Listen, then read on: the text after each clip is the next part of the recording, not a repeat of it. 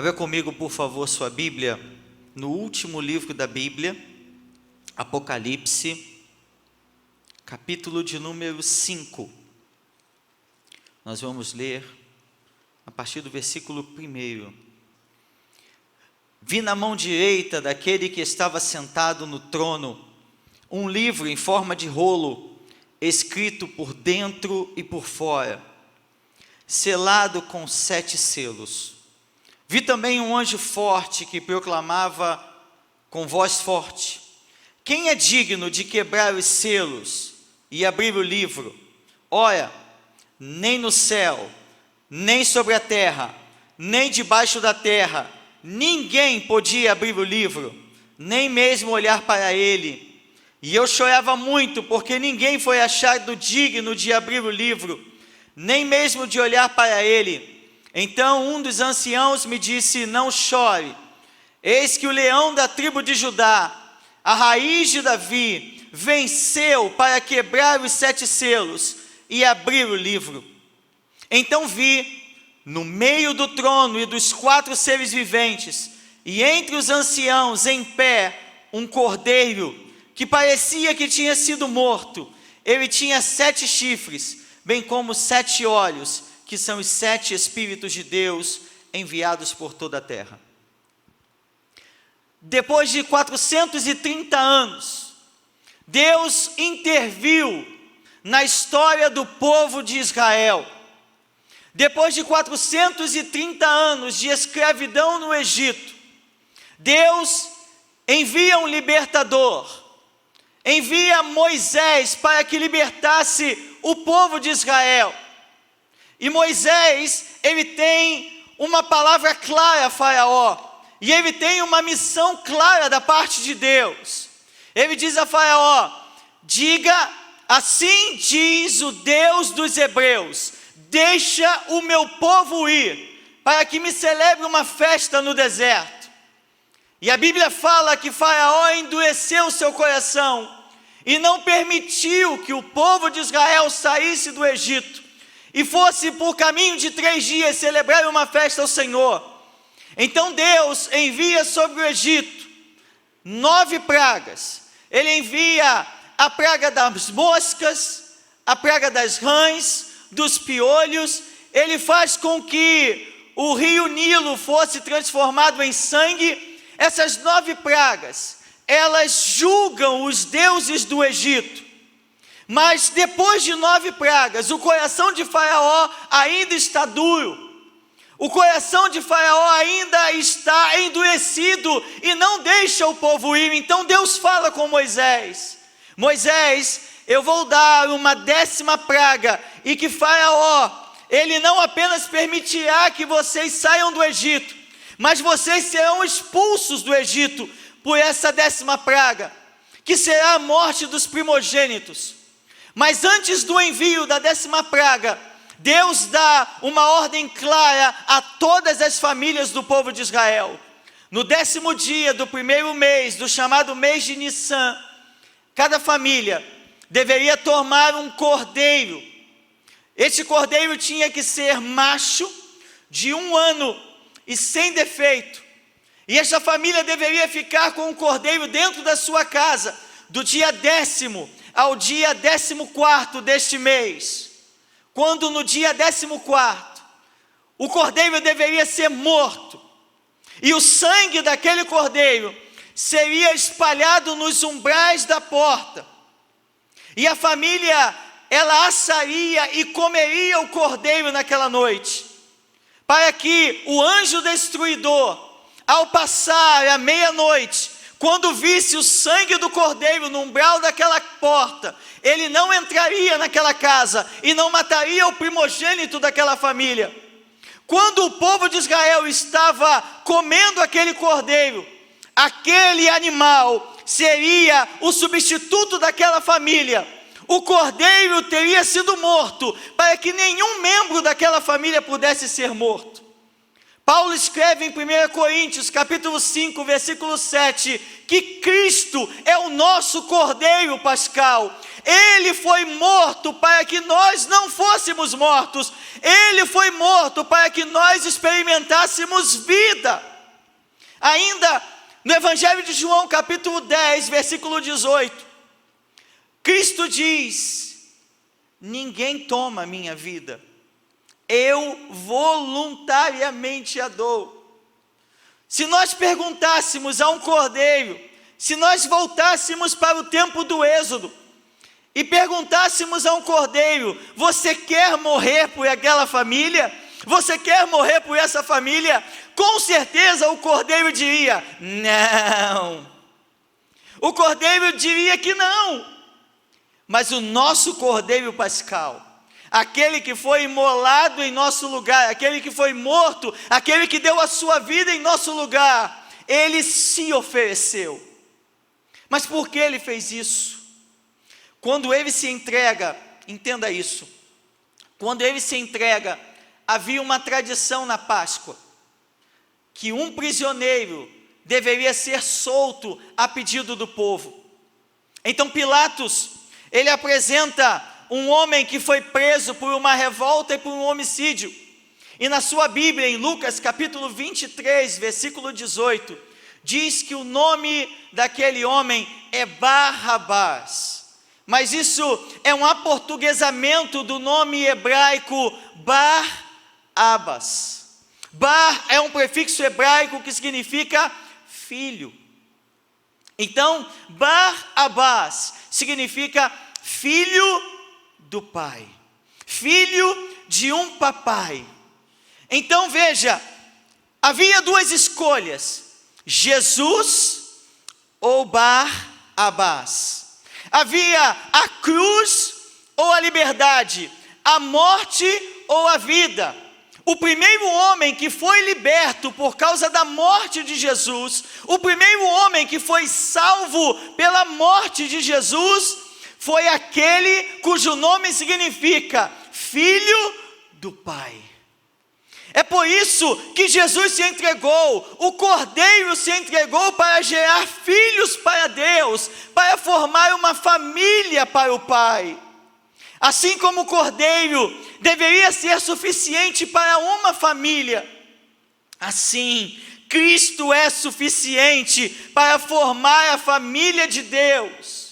É por isso que em João capítulo 1, versículo 12 diz: mas a todos quantos receberam, a saber, aos que são chamados pelo seu nome, deu-lhes o poder de serem feitos, de serem chamados filhos de Deus.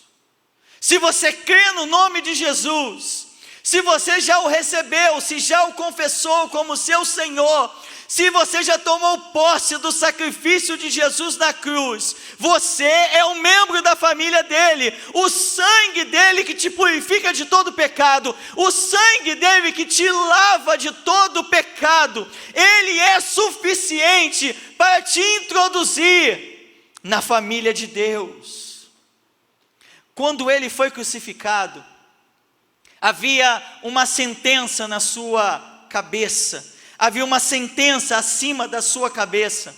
No Evangelho de João, capítulo 19, versículo 19, essa sentença diz: Jesus, o Nazareno, o rei dos judeus. O que Pilatos estava querendo dizer com isso? Veja o que eu faço com quem se declara rei dos judeus. Em cima da cabeça dele, ou acima da cabeça dele, estava o que era chamado o escrito de dívida, a sentença. E todas as pessoas que passavam diante dele, quando viam o escrito da dívida, viam aquilo que o condenou à morte, aquilo que o condenou à cruz. Isto era o que as pessoas viam. Mas o que Deus via está lá em Colossenses capítulo 2, versículo 14, que diz: cancelando o escrito de dívida que era contra nós e que constava de ordenanças, o qual nos era prejudicial, removeu inteiramente, cravando-o na cruz, as pessoas viam a acusação de Jesus. O Pai via em cima da cabeça dele o seu e o meu pecado. O Pai via os nossos pecados, o escrito de dívida que não era contra Jesus, mas o escrito de dívida que era contra mim e contra você. E a palavra nos diz que esse escrito de dívida foi cravado na cruz no Calvário, e toda a dívida e toda a condenação que havia contra nós, Ele já levou na cruz. É por isso que Paulo fala em Romanos capítulo 8, versículo 1, que agora não há nenhuma condenação para os que estão em Cristo Jesus. E condenação significa a sentença que segue o juízo. Paulo diz em Romanos 3, 23, porque o pagamento do pecado é a morte, mas o dom gratuito de Deus é a vida eterna em Cristo Jesus. Nós somos pecadores por natureza, a nossa natureza adâmica é pecadora. Davi diz no Salmo 51, versículo 5, em pecado eu fui gerado, em pecado a minha mãe me concebeu. Somos pecadores, a nossa natureza é pecaminosa. Então, quando pecamos, há uma sentença divina dizendo: pecou, o pagamento é a morte. Mas quando nós cremos no sacrifício de Jesus, quando nós cremos no poder que há no sangue derramado na cruz do Calvário, a morte que havia sobre nós é trocada pela vida dele, as nossas injustiças são trocadas pela justiça dele. É por isso que Paulo fala que aquele que não conheceu o pecado, Deus o fez pecado por nós, para que nele nós fôssemos feitos justiça de Deus. Na cruz houve uma inversão, nós merecíamos a morte, ele merecia a vida, mas ele morre em nosso lugar. Na cruz, a nossa injustiça é colocada, é imputada sobre ele, e sobre nós é imputada a justiça dele. É por isso que quando ele expia, lá em João 19:30, ele diz: está consumado, está pago, não há mais dívida, não há mais condenação, o preço que nos separava de Deus já foi pago, aquilo que nos separava de Deus já foi cancelado. Ele morre, é deixado num túmulo de um homem chamado José de Arimateia, e esse túmulo escavado numa rocha. A sexta-feira passa, o primeiro dia. O sábado, o grande dia de sábado passa, o segundo dia. No domingo, algumas mulheres vão ao túmulo oferecerem óleos aromáticos, e elas esperam encontrar um cadáver. Mas vamos ver o que aconteceu. Venha comigo, por favor, em Lucas, capítulo de número 24, versículo 1. Mas no primeiro dia da semana, alta madrugada, as mulheres foram ao túmulo, levando óleos aromáticos que haviam preparado. Encontraram a pedra removida do túmulo, mas ao entrar não acharam o corpo do Senhor Jesus. Aconteceu que, perplexas a esse respeito, apareceram-lhes 2 homens com roupas resplandecentes. Estando elas com muito medo e baixando os olhos para o chão, eles disseram: por que vocês estão procurando entre os mortos aquele que vive? Ele não está aqui, mas ele ressuscitou. Lembre-se do que ele falou para vocês, estando ainda na Galileia. Aquelas mulheres foram ao túmulo e esperavam encontrar um cadáver, mas elas encontram a pedra removida, não encontram ninguém lá. São avisadas por 2 anjos que ele não estava mais lá, ele não está morto, ele ressuscitou. Mas ele não apenas volta à vida, ele não apenas volta à vida, porque antes da sua ressurreição, ele era conhecido como o carpinteiro.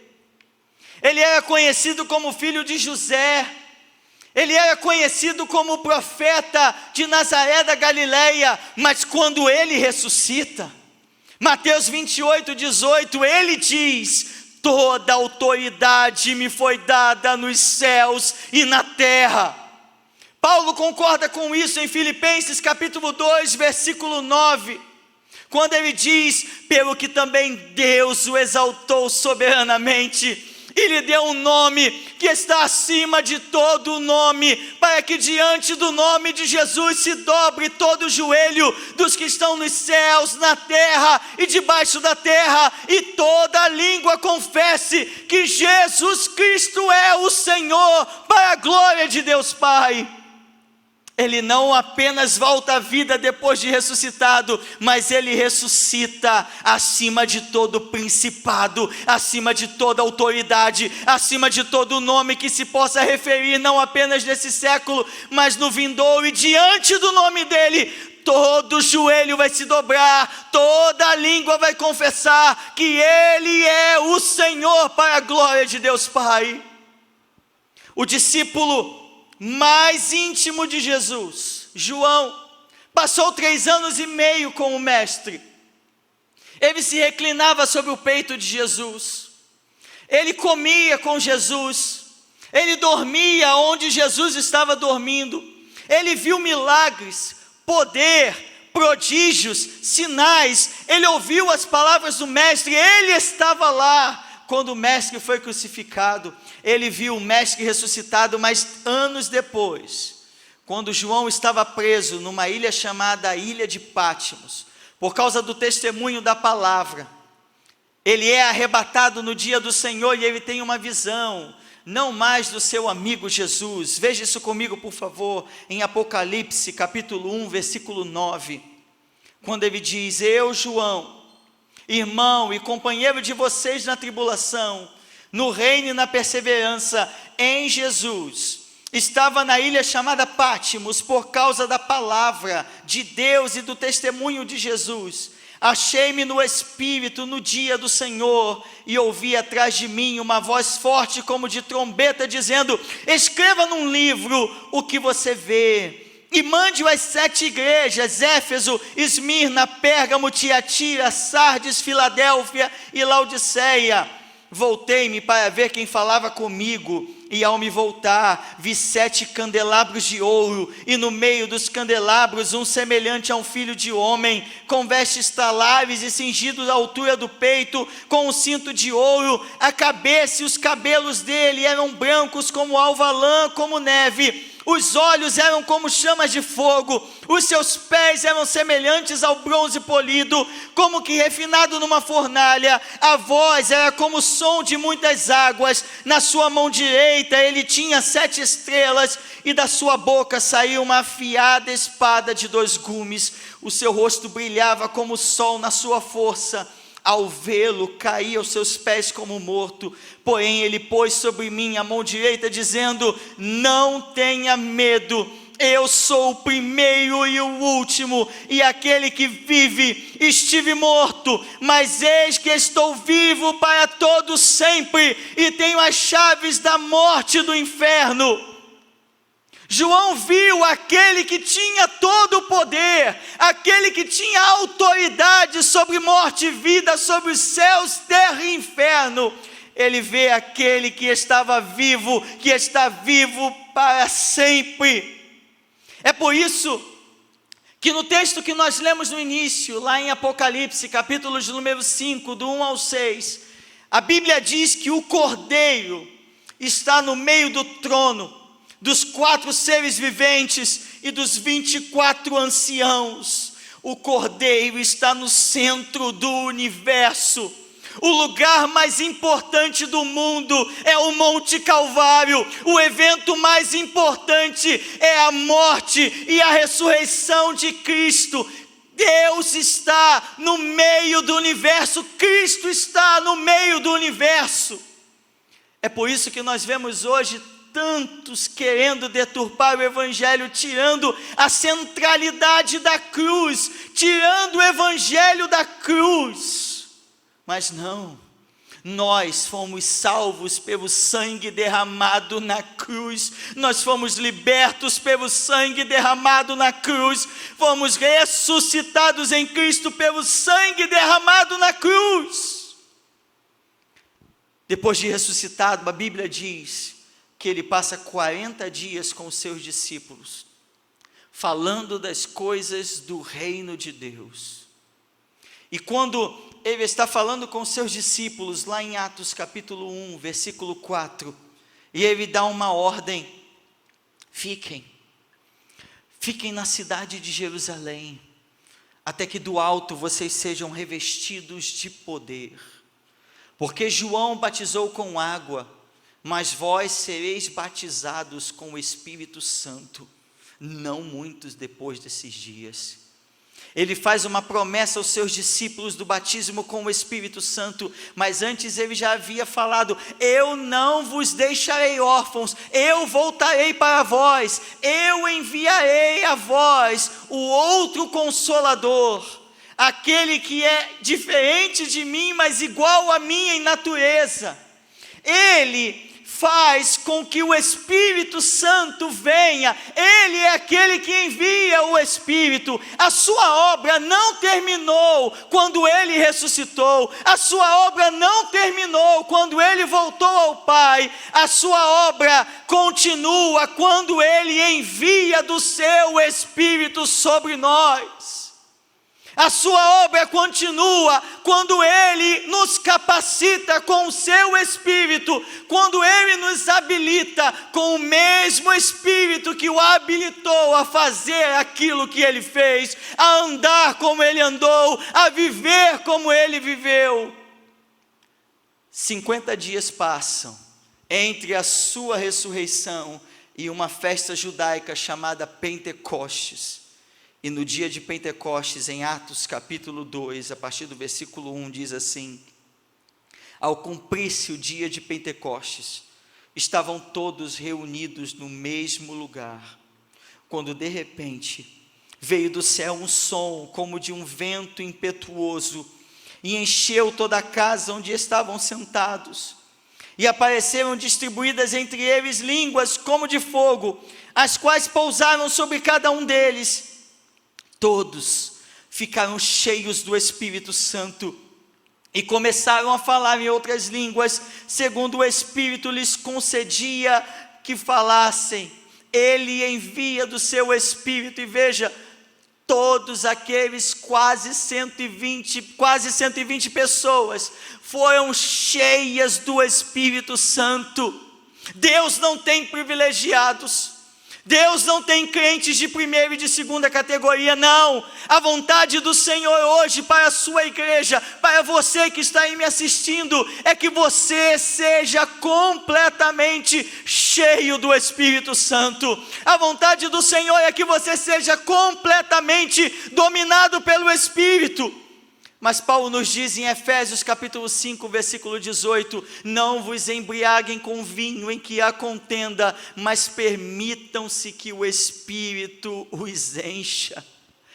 Eu preciso permitir que o Espírito me encha. Eu preciso permitir nesta noite ser cheio do Espírito. Eu preciso permitir que o Espírito me habilite para fazer aquilo que Jesus me chamou para fazer.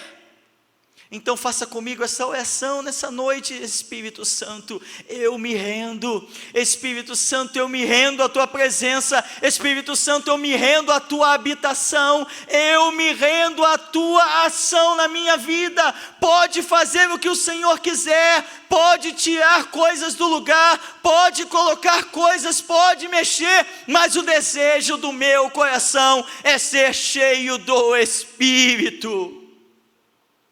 A função apostólica a partir daí é testemunhar a ressurreição de Jesus.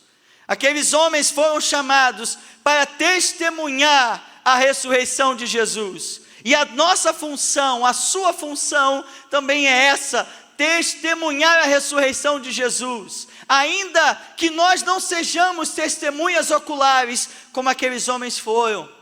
Mas João capítulo 20, versículo 29 diz: bem-aventurados os que não viram e creram.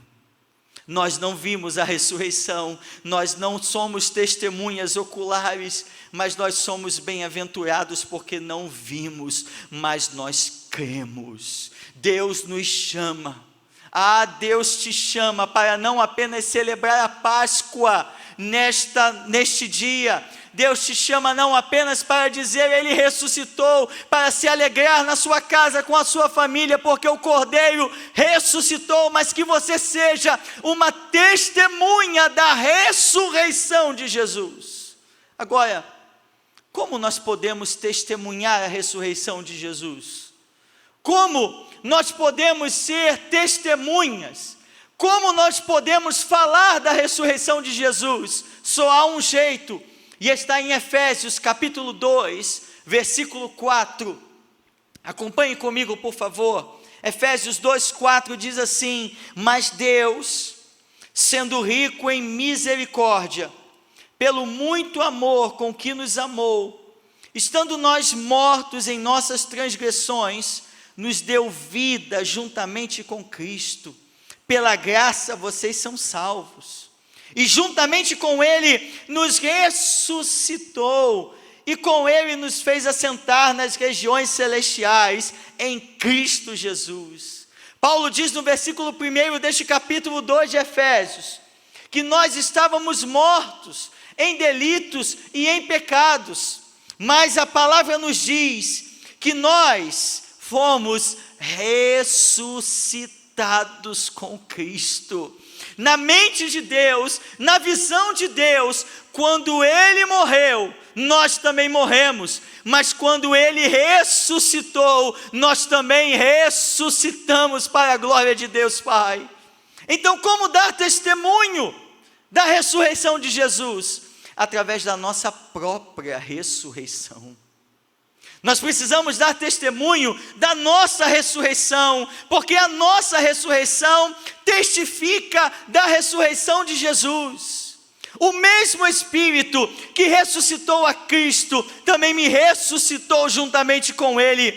A minha ressurreição testemunha a ressurreição de Cristo. Nós temos dado testemunho disso.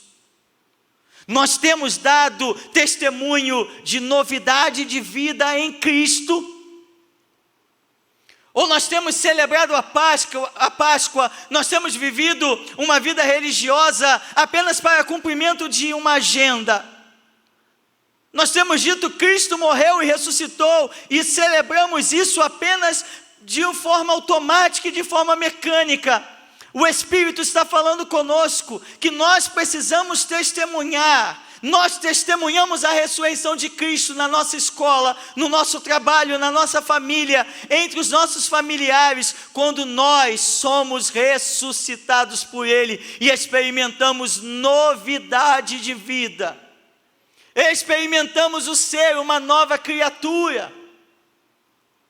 Que nessa Páscoa você não apenas celebre a ressurreição, que você não apenas se alegre pela ressurreição, que você não apenas pense corretamente que Cristo ressuscitou dentre os mortos, mas que você louve ao Senhor por isso, e seja uma testemunha da ressurreição dEle, através da sua própria ressurreição, através da sua novidade de vida. Feche seus olhos, por favor.